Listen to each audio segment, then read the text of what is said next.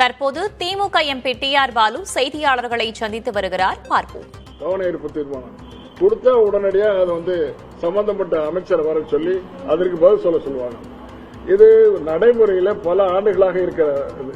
நாங்கள் ஒவ்வொரு முறையும் கூட்டும் போது இந்த மாதிரி நிகழ்ச்சி நடக்கும் போது ஒவ்வொரு முறையும் இதை ரைஸ் பண்ணிருக்கோம். நீங்க ஒவ்வொரு தடவை பாத்தீங்கன்னா தெரியும். ரைஸ் பண்ணாங்க, அதுக்கு எந்தவித பதிலும் கிடையாது, நடைமுறைப்படுத்துவதும் கிடையாது. கிரண் ரிஜிஜு இன்றைக்கும் அமைதியாக வாய் மூடிக்கொண்டிருக்கின்றார். நாங்கள் திருப்பி காலிங் நோட்டீஸ் கொடுக்க போறோம், அதுக்கு பதில் வர போறதில்லை. இதெல்லாம் சிறப்பாக எடுத்து சொல்லி பாராளுமன்றத்தை விவாதிக்க இருக்கிறோம். கேள்விகளுங்க ஏதாவது இல்ல, அதாவது அது இனிமேதான் முடிவு.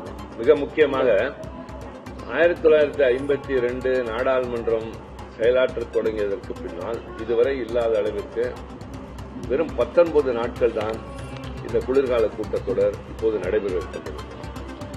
ஒரு ஆண்டிற்கு குறைந்தது 75 நாட்களாவது நாடாளுமன்றம் வேலை செய்யும். 100 நாட்கள் என்று எதிர்பார்க்கிறோம். ஆனால் அந்த அளவிற்கு இல்லை என்பதை விட நாளாக குறைந்து வருகிறது. அது இந்த அரசுக்கு நாடாளுமன்ற விவாதங்களின் மீது, நடைமுறைகளின் மீது நம்பிக்கை இல்லை என்பதற்கு வெளிப்படுத்துவதற்கான பல வகைகளில் இதுவும் ஒன்று. இந்த 19 நாட்களில் 4 நாட்கள் சனி ஞாயிறு விடுமுறை, மீதி 15 நாட்கள்.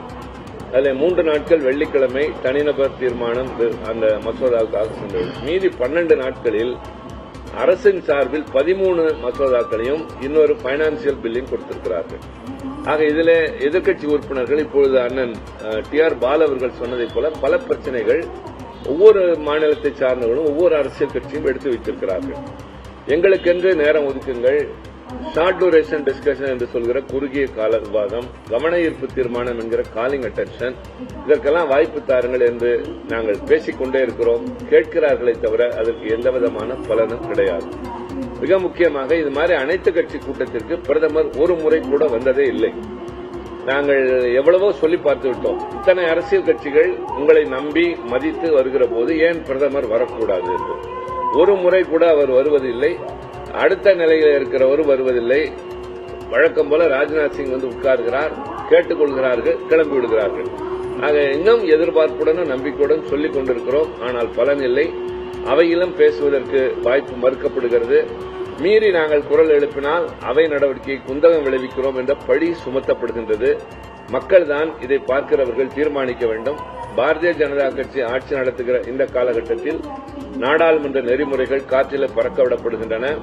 நாடாளுமன்றம் நடைபெறுகின்ற நாட்கள் குறைக்கப்படுகின்றன. எதிர்க்கட்சிகளுக்கு பேசுவதற்கான வாய்ப்பில்லை. ஆனால் இதன் பெயர் ஜனநாயக நாடு. 2.25 மணி நேரம் நடக்குது கூட்டம். இன்னைக்கு 2.25 மணி நேரம். இன்றைய கூட்டம் 2.25 மணி நேரம் நடந்தது.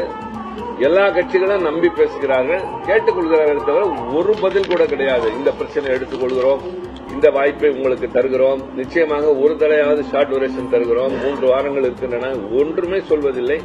அடுத்த அலுவல் ஆய்வுக்குழு இன்று மாலை இருக்கிறது, அதில் இதேதான் நடக்கும். ஆக நாங்கள் போராடிக்கொண்டே இருக்கிறோம், தீர்வு இல்லை. மறுபடி இந்த ஆட்சி இப்படி செய்கிற போது இது முழுவதையும் பார்க்கிற மக்கள் தான் எதிர்காலத்தில் ஜனநாயகத்தை காப்பாற்ற என்ன நடவடிக்கை எடுக்க வேண்டுமோ அதை எடுக்க.